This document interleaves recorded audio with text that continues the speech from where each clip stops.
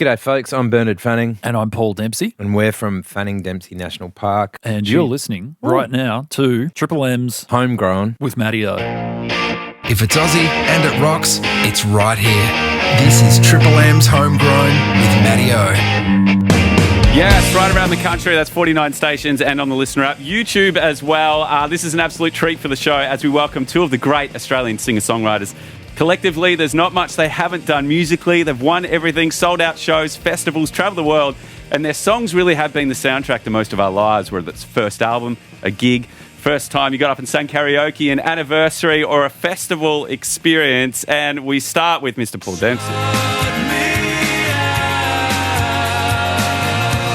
Incredible collection of songs. Monsters, 3 Dimensions.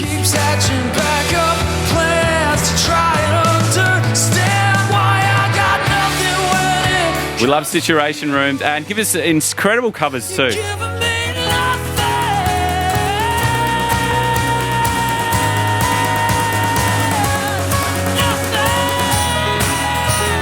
And then we have Bernard Fanning.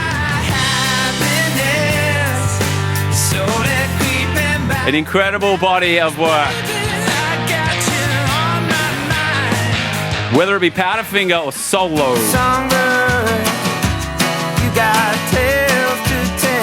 Catchy songs. Now, they've got a new project together, but I remember hearing these guys together for the first time. It was awesome.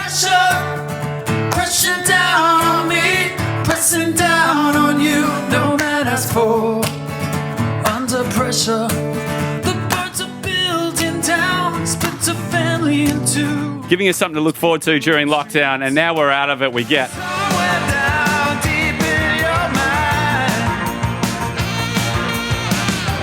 We welcome to Triple M's Homegrown, the one and only Bernard Fanning and Paul Dempsey. How are you guys? Hello, welcome Matty. to the show. How you doing? Very good. Thanks for having us. You're welcome. Now, we know that you're off the back-to-back of a lot of interviews today. So, Jules, we've got a little something for you, just a little bit of a sugar kick to kind of get you through the rest of the day. It's nothing small. It's just a couple of cookies from downstairs. Oh, look legends. at that. Thank you. Now, very much. You know, can we just rewind a second, Matty? When you were saying before that, you're doing the intro and you said Bernard Fanning, he's got an incredible body of work. I thought you were just going to stop at body. So disappointing. Now, these aren't the cookies that you kind of get, first show the Gold Coast, big day out, a little bit different. Okay. Right. Welcome to the show. Congratulations on this. Now, doing some research, I found 72 shows that you guys have played together. Yeah. Is it around that Yeah, many? Right. Yeah. Something like that. Something yeah. like that. Maybe more. Maybe more. Tell us about the first time you guys actually met for the first time. Can you pinpoint the exact moment? Paul is saying that the first time we played together was at the single launch for Pick You Up, Powderfinger song from Double Allergic, which was 96. Yeah, that's right. But I didn't meet you that night. I didn't. Was I in my own dressing room? I was doing weights in my own dressing room. Yeah. I think the first time I actually met you in person was in Darwin on the first night of the P2K. Right. Powderfinger Right. Something for Kate tour when Internationalist came out. I think that's the first time we actually met. Wow. Yeah, going through your gig history, you guys did a whole bunch of shows, I think early 2000s at, where was it? The Entertainment Centre in Brisbane, I think, potentially? No, I wouldn't have been there then. It would have been Festival Hall, maybe. Yeah, or Brisbane's something. Festival Hall, yeah. And maybe down here as well. Yeah. I do remember seeing Paul before I met him on the street on Chapel Street. Yeah. Just going, Jesus Christ, that guy's massive. Yeah, he's tall. No slouch yourself, mate. That's true. Talk to me about this project. Like, was the first time you guys had collaborated on an actual song, like during lockdown when you guys were doing David Bowie? Is there anything before that? We had done that. We'd done Under Pressure at a live show with UMI at a benefit for a friend. Yeah. And I sang on a song called Inside Job, which is a Something for Kate song from their last record, which they'd recorded at my studio. Oh, cool. In Byron. Yeah, nice. So it just over those few years, things were just kind of unfolding that way. And then we started sending each other some ideas. Yeah, nice. And it just happened really naturally and really easily. I mean, we both had a lot of time on our hands because of what was happening with COVID and all the lockdowns. So especially Paul. Yeah. And yeah, it just kind of unfolded, really. Yeah. It wasn't really, once we had a couple of songs, we were like, this is really fun. Let's keep doing it. Let's just throw ideas at each other. You Yeah, know? nice. Were they just like lyrical ideas, like melodies or the guitar No, parts?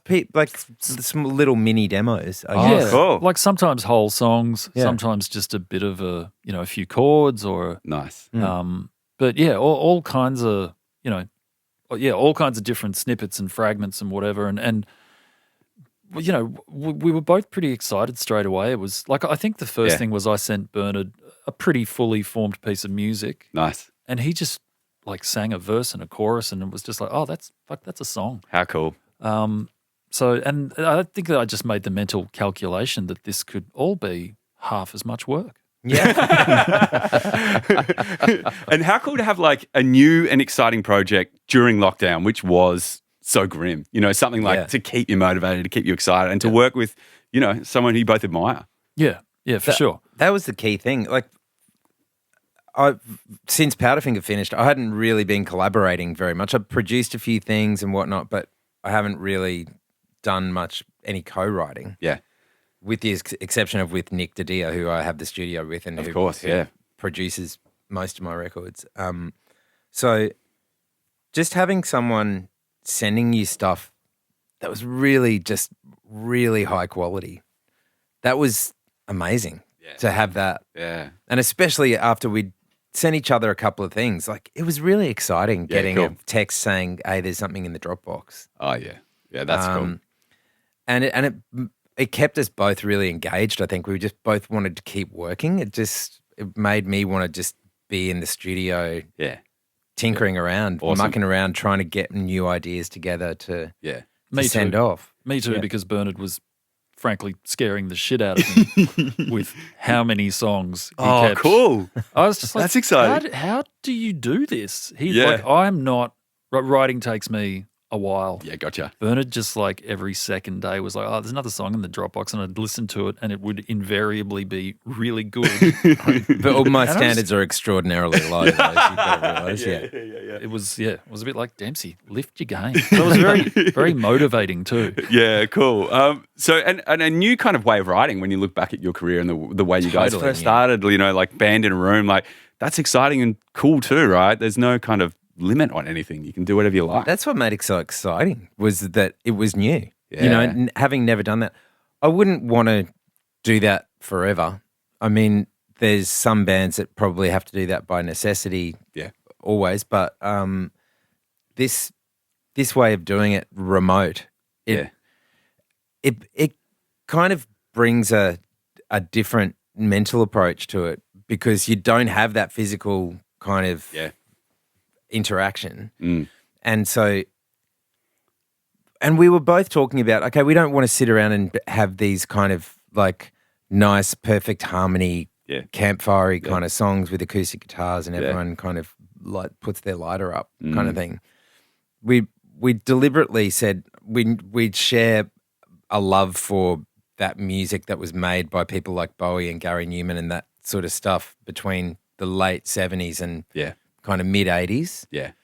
And there's kind of a coldness to it or something about the production that both of us really like. I mean, I don't want to go into too much techo mode, but the kind of advent of gated snares and gated drum sounds and things like that hadn't been really used very much. And for the listener that doesn't know what I'm talking about, if you just imagine In the Air Tonight by Phil Collins, that is the ultimate gated drum sound, basically. Yeah. Which makes it sound both natural and unnatural at the same time. Yeah. You know? And because we were talking about using synthesizers a lot and, you know, kind of pushing guitars a little bit to one side and trying to use different instrumentation, those things couple really well. Gated drums and synth sounds. There's a reason why all of that shit from the 80s sounds like it does. It's because they have a really nice sonic marriage, you know. Absolutely.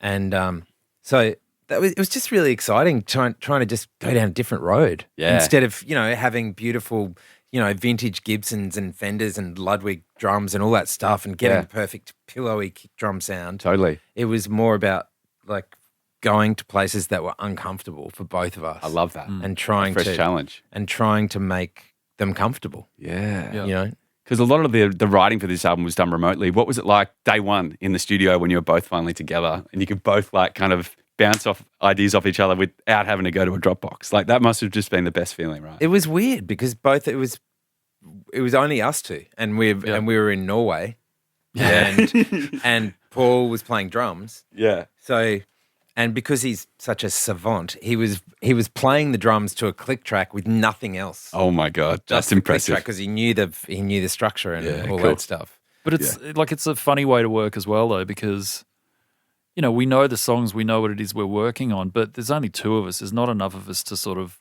play as a band together. So we had to kind of figure out how do we piece this together. Yeah. We ended up just getting a band.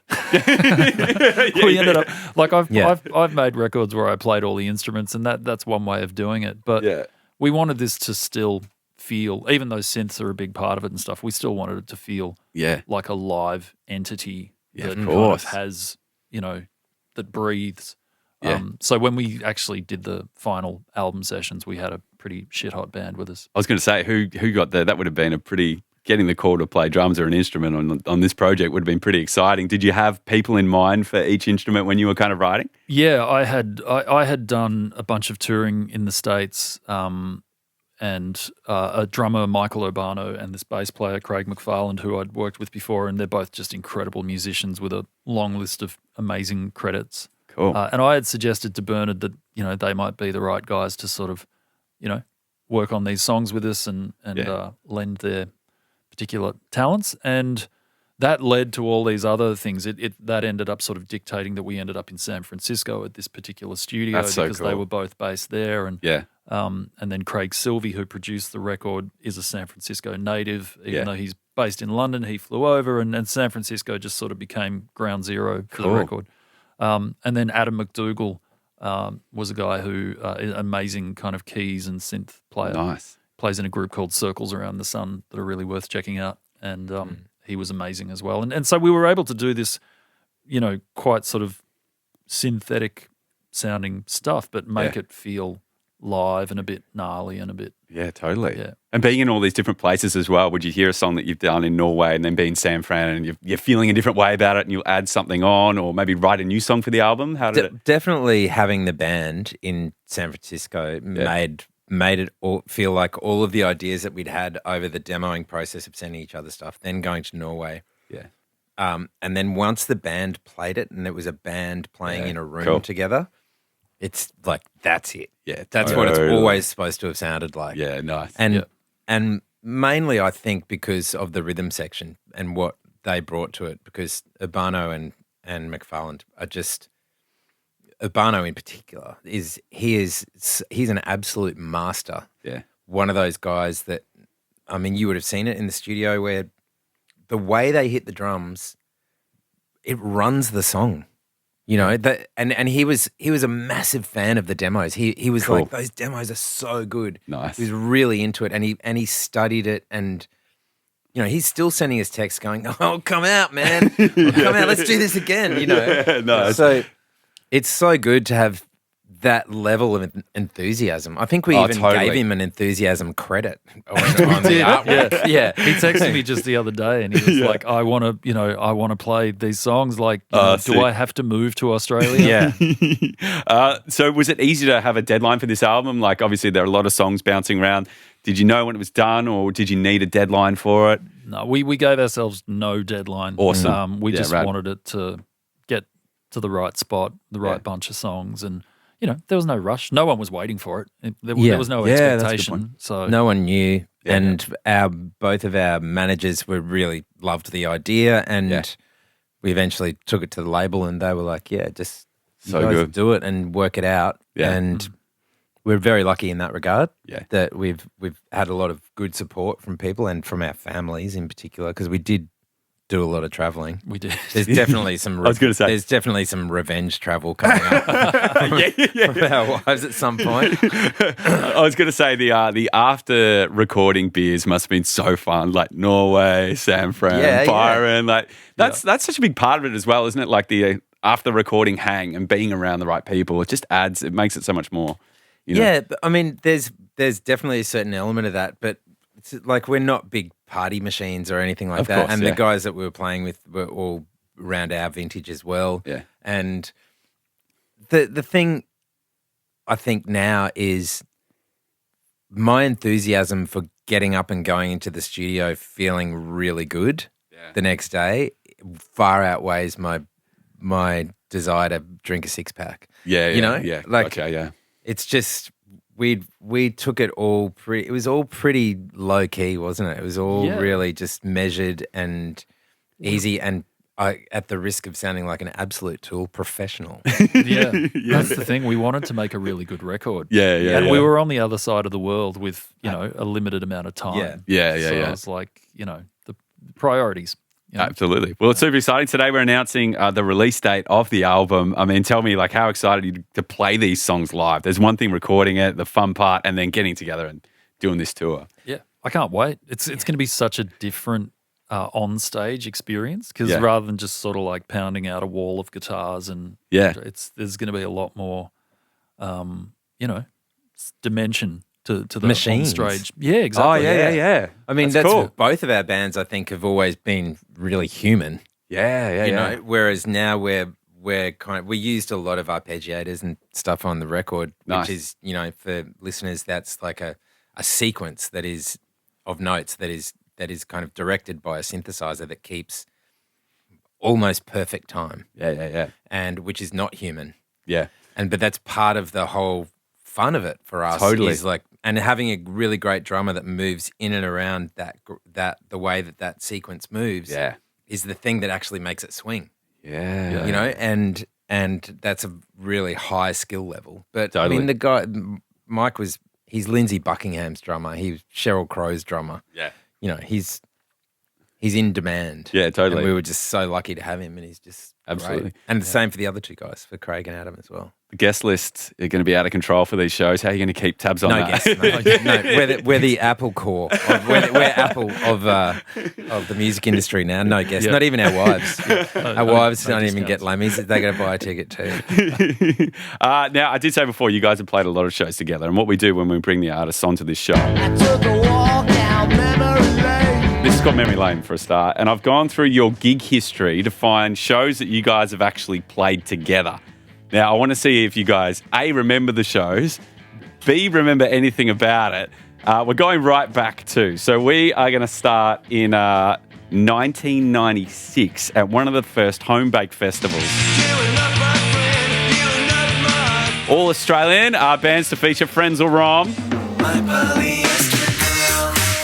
Gurge 2, Jebediah. Now, it may not be that Homebake, but it was a pretty special festival when it was going, right? Yeah. Yeah. That wasn't 96 though, was it? It was a bit later than that, I think. That was 96 Sydney Uni. Oh, he's got it. Really? Yep. But the first home bake was actually in Byron. Yep. Yeah, that was Mud Sydney Bake.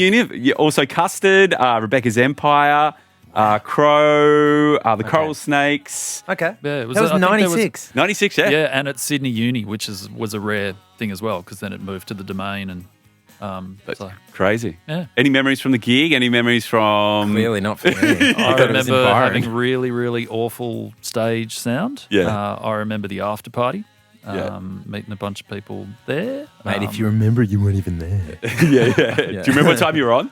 About 1 o'clock in the afternoon. Okay. It was really early days Yeah. for us. That would have been one of our first trips to Sydney. Okay. All right. Let's go 3 years later, Livid with The Offspring. That's okay, 'cause I got no self-esteem. Also had Garbage on this one too. Baby, go, baby, go. This is Devo? a throwback. Fountains of Wayne. Oh, wow. They were great, that band. Real Big Fish. Suede. Any memories from Livid? Ben Folds 5, Devo, The Cure. oh, yeah, watched- okay. I remember that one. Yeah. I remember Yeah. watching Devo at the side of the stage with Robert Smith and his mum and dad. And I met Robert Were Smith his and parents his parents. pandas? What's amazing is that he was wearing, classic Robert Smith outfit, like this massive black knit wool thing Yeah. that went down to his knees, and then white leg warmers. Oh, my God. And he had his hair all he was in his stage makeup and all ready to go on. And he was just standing there with mum and dad. Yeah. Wow. Just enjoying Devo, who were going off. How good is that? That's Rod amazing, Smith right? bringing his parents to Australia while he's on tour, Yeah. like probably, Exactly, yeah, all the way to the other side of the world. Any memories for you for Livid? Or just not the at festival that in general? one. Because I mean, it I was such a remember big watching festival. Devo. I definitely remember watching Devo, but Yeah. they all kind of glom together for me. We Yeah. were talking about this the other night. Paul Yeah. remembers like specific big days out. Yeah, I think we did it 7 or 8 times. Yeah. So I don't remember which one was which. Yeah, so But I remember with Livid that, because it was an exclusively Brisbane festival originally. Yeah. A friend of mine, Peter Walsh, was the one that started it. Yeah. And then he went on to kind of help out with Big Day Out and all that sort of stuff as well. But it was a pretty massive thing for Brisbane, hey? That happened. I think the first one was at UQ at Uni of Queensland, and it was like maybe the Saints and the Go-Betweens or something gotcha. like that. Like, yeah. The Rollins That were- band. The Rollins band. Oh, the first one. I think so. Yeah, and you're really good at this. yeah. But yeah, my brain is not wired for those kind of memories. Yeah. I mean, I can tell you who made a century in the Ashes, I mean, we could talk backstage at the Big Day too. but yeah. I found that I was going through, and you guys actually both played the Big Day Out a lot, but you never played the same year. Oh, was That's that true. okay? We were trying to work that out. Yeah. right. Never the same year. A lot of digging. I Well, went we were along and- probably exchangeable as far as the promoter went in terms of, you know what I mean? In Yeah, terms yeah. of like this kind of sized Australian band. Yeah. I remember going along to see you guys one year though. Oh, talk to me about that. Yeah, I just watched Powderfinger, and then Hoggy and I the next night went and saw Mastodon, Oh, that's whoa. right. That's which right. was unreal. Yeah, nice. Yeah. It's a pretty magical time when you look back at, your journeys in music. It really has changed so much from where you'd release an album at midnight and people would line up for it. No phones at gigs. And now it's almost completely the opposite when you can do anything at any time. What's it like, being a songwriter through that kind of huge change in history? Even like, CDs stopped selling to Yeah. Spotify and Napster. It's been quite a journey since you guys have been musicians, right? Yeah. I mean, I don't think I'm in a position to complain. I think Powderfinger and Something for Kate, the time that we came along, people were probably more invested in Australian music than they'd ever been. Yeah. In terms of going to shows and buying records, like buying records and shirts and whatnot. Yeah. There was a really the music scene in Australia was powerhouse though in the 90s and 2000s. There were a lot of really good bands, and then that's that kind of thing where that means there's more young people who are like, fuck man, I need to be in a band. Yeah. And then, so there's just this kind of production line of bands coming along all the time. It kind of the opposite of a vicious circle, whatever that is.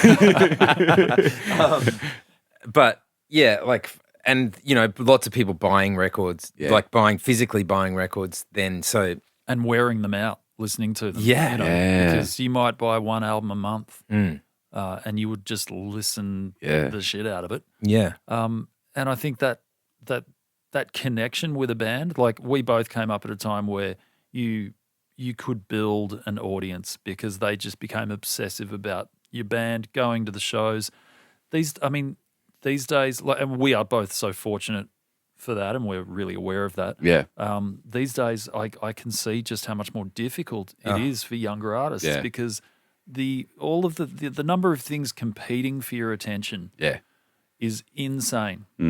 Just having a phone in your pocket with access to everything at all. Like, so buying a ticket to a live show is not nearly top of the list the way it used to be. Yeah. There are just so many other things for people to do, and also times are tough, money's tight, and it's a really tough time for live music. But I also think, even aside from that, just trying to for an emerging artist to build a connection with an audience and build those numbers, it's just really hard. And there's this like expectation that you just have to be a content creator. You've got to be all over social media doing all this stuff that isn't music. Yeah. It's like being a TV personality or something. Yeah.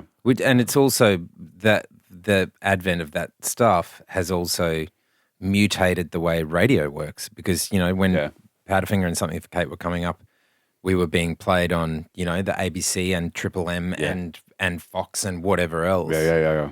Whereas now all of those things by, I guess, commercial necessity have narrowed. And so, you guys are playing less new Australian music than you were 20 years ago. Yeah, totally. And there's probably a conservatism that's crept into the way that new music is treated in Australia. That's from, I think, a lot of that's top down from the government down. The funding has been horrendous. Yeah, for venues, for everything. The way the liquor laws work. It's just this huge confluence of terrible things. Some governments have shut cities down because of the perception that live music is creating a problem with street violence or whatever. It's just like, oh well, we'll kill that whole entire sector. Yeah. It's just bizarre, instead of isn't it? actually really researching what the issue is and where the problem's coming from. Absolutely.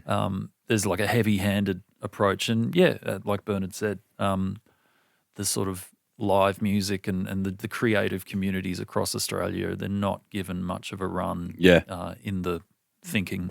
It's got to change because, I reckon we played the Zoo 20 times, you would have played the Zoo, and they had one of their biggest years as far as ticket sales go, but there is that missing element where just it's not making it over the bar. It needs some kind of fun. You got to keep these venues open for bands and just for the arts. Yeah. Well, that's true as well. But there is definitely a cultural shift in terms of booze and the way people consume that and what they can afford. It's $12 for a schooner or something, isn't it? It's crazy. Yeah. So how could anyone do that and pay their $350 a week rent to live in one room? Yeah. It's just crazy. And for the cost of that drink, you've got a Netflix membership. And you can stay at home and watch, binge a couple of TV series, all that. Yeah, totally. All that stuff that's out there, that's all really good. Yeah. There's amazing TV shows being made. You could and binge the amazing new films, and you Fanning Dempsey National Park series. That's right. Binge the living Christ out of it. That's right. It's weird, isn't it? Because it's with this show, we try to get as much new Australian music on because if someone hears it like a festival promoter, I should have preceded that by saying present company exclusive. No, that's this not what I is meant. called Homegrown after all. This is a noble public service. Yeah, it is. That's happening right here. Is. Do you guys remember the first big concert you guys got on as bands where it was just almost drop the phone, got to call the rest of the guys we're doing a big day out or a big show here in Melbourne where you're just oh my God, this is nuts? I think for me it was opening for Scream Feeder at the Punters Club. It's that was those early ones, right? We this is a serious gig. This is at that point that was dreams come true. Yeah. It's those early shows that are quite magical. Hey, it's you get we got 6 beers to play. This is nuts. Right. Ours was supporting Pantera. Oh, no way. Yeah. Pantera. Which was thankfully was very early in our career and gave us a lot of kind of guidelines on what not to do, on how not to be a band, how not to treat your audience and your support bands and all that sort of stuff. A vulgar display of Powderfinger. It was a vulgar display of Powderfinger. But, it's fun to look back on. Totally. It probably wasn't fun at the time. I was going to say, do you remember the actual gig? Oh, God, yeah. Yeah. I remember the gig, yeah. It was horrendous. Yeah. But the funny thing is, over the years, had so many people come to us and say, first time I saw you was at Pantera. That's unreal. Yeah. I'll touch on one more gig that you guys played together. Splendour in the Grass 2013. The National Empire of the Sun as well. Flume, Birds of Tokyo, Violence, Soho, Splendour. Obviously, incredible festival. Playing that together, that's a bucket list moment for any band. Yeah. We we were very lucky to be involved from the beginning with Splendour. We played the first one and the third one. Yeah. And you played the first one too? We played the first one as well. Oh, cool. And the third one? No, maybe It's when you were zigzagging. Yeah, maybe, Yeah. No, but I remember 2001, the first one though. That was unreal. It was fun. And it was so fun. Yeah. Such a big It was adventure. always so much fun. And that 2013, that was a banger year as well. Playing with the National was pretty awesome. I remember seeing Soho that year, and that was the first time I realised how big they were and how totally they were on the main stage, that sundown set. When the sun's going down, it's when everyone starts to really crank up. Yeah. And it was amazing seeing the way that audience was responding. I'd actually been away. So when Powderfinger finished, I went with my wife to Madrid. We were living over there for a couple of years. And Soho had been coming up, but they had just lifted off in that time, and I had no idea what had happened. It was crazy. Yeah. It was one of the most fun, high-energy things that I've seen. Yeah. That's the other thing about watching brands kind of come up as well. Like you get a real kind of kick out of that, the next generation of artists coming through and just like, wow, they're here and they're amazing and it's great. Totally. One more quick game for you guys. On Triple M's Homegrown with Matty O, it's time for... It's right party or dinner. This is called Right Party Dinner, right? We've got 3 random acts picked completely at random, like I said. You've got to write a song with one, party with the next. The third you're taking home to dinner, okay? So your 3 acts to choose from are... AC/DC, your second. Metallica, and third. Right Party Dinner with AC/DC, Metallica, and Fleetwood Mac. Oh, that's tough, isn't it? I mean, that is tough. Yeah. I mean, I think you'd party with Fleetwood Mac. Out of those you would, 3. wouldn't you? You would, because you know that that party's going to go for 3 or 4 days. We actually recorded our album in the it used to be called the Record Plant. Yeah. But it's a studio in Sausalito where Fleetwood Mac recorded Rumours. Unbelievable. And the evidence is everywhere. Really? Talk to me about that. And Metallica recorded which record they was did it? Load and Reload. Oh my God, it's a and sight. the evidence is also there. Yeah. What kind of stuff is there? Well, there's still like these kind of worn out grooves in the wooden bathroom bench off the studio control room. I think there's actually a little plaque that says something about Fleetwood Mac. Oh, that's funny. Yeah. And with Metallica, the evidence that they were there is one of the live rooms. Lars Ulrich paid $1 million to have the ceiling raised 10 feet. What? To make his drum sound more Really? reverby and bigger. They literally, made adjustments to the structure of the studio. Oh for my God, Lars's that's drum incredible. sound. And He raised the roof. and they built on that extra sort of lounge. Yeah. Oh, wow. So that they didn't have to deal with anyone else. Yeah, so right. they had their own area where they... It was just classic kind of indulgence, I guess, isn't it? So I would party with Fleetwood Mac. Yeah. We partied with Metallica while we were there too. We actually went to dinner with Robert Trujillo when we were there. Cool. What's he like? He's a legend. He's Yeah, he seems like... absolutely awesome, beautiful guy. Actually, really gentle. Not what you would expect, I guess, but a really decent, lovely guy. Yeah, and, cool. And so accommodating to us. I mean, he was Craig McFarland, who played bass on the record. He's an old friend of his, and Robert was in town, and he said, "Look, I'm doing this record with these guys. Do you want to come to dinner?" And he was just so lovely. He would have been like, "Who?" You know. And he made us feel totally welcome. He was so genuine and so lovely as well that I don't know, 6 months later he's just been in Australia and he texted me. I was like, "Hey, dude, what are you doing?" I was like, "Oh, okay." All right. He's just a really cool guy. Yeah. Awesome. Yeah. He gets you get that vibe when you watch the doco too. Yeah. Maybe the best doco of all time. He was living at Craig's. In the documentary, you see him kind of reacting On to the getting room. phone call. He's living at Craig's house. Oh, that's right. Yeah, Who yeah. played bass on our record. So they're really old, close buddies. That's cool. And we're writing a song. Writing a song with Bon Scott era AC/DC. It'd awesome. be pretty fun. Yeah. Oh, but God, I'd love to party with them too, wouldn't you? Totally. But then there's also a bit of a process of elimination here because we've all seen what Metallica's songwriting process looks like. Yeah. Oh, that's true. So it'd be pretty hilarious to do it, wouldn't it? If you were able to stand there and observe without having to be too involved, it'd be pretty funny. Awesome, guys. I know you guys are in a hurry. Big day today. Thank you so much for swinging by. We cannot wait for the album. This is just really exciting as an Australian music fan to have you both here. Can't wait to hear the rest of the album. Congrats on the tour and everything. Thanks, Welcome mate. back anytime. Keep up the good work. Thanks for having us. Cheers, man. For all the latest rock news, interviews, and backstage experiences, don't forget to subscribe to Triple M Rock on the Listener app. Oh, hey, you just watched another Triple M Homegrown highlight. So if you're not subscribed already, click on the buttons all around wherever you get your podcast. Make sure you're listening. And that way, when we get all the bands in, you're going to be the first to see the chats. You'll see them even before the bands. So don't miss a moment. Get our latest videos. Keep up to date with Triple M's Homegrown and keep up to date with whatever's happening on Triple M.